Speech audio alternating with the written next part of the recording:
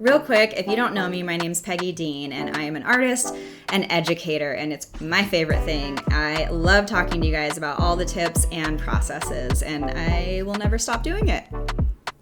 Quick and easy hot tip for Procreate today, because brush management and organization is such a pain.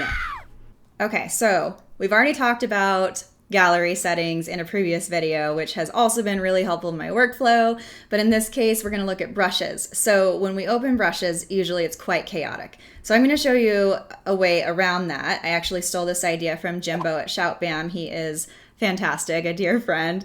But when I saw it, I was like, oh my gosh, duh. So you create an empty brush set. You rename it and you add a little emoji. So in this case, I did folders so that it's like, oh, it's like a folder.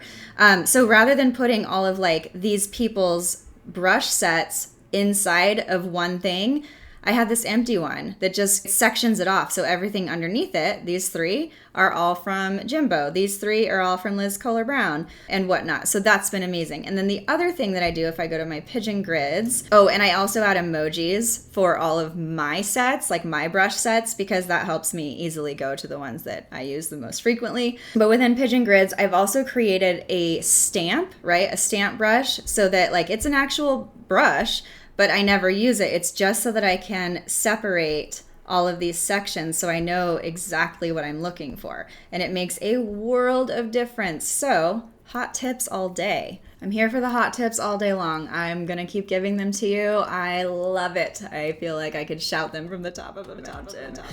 Okay, I'll see you guys shortly.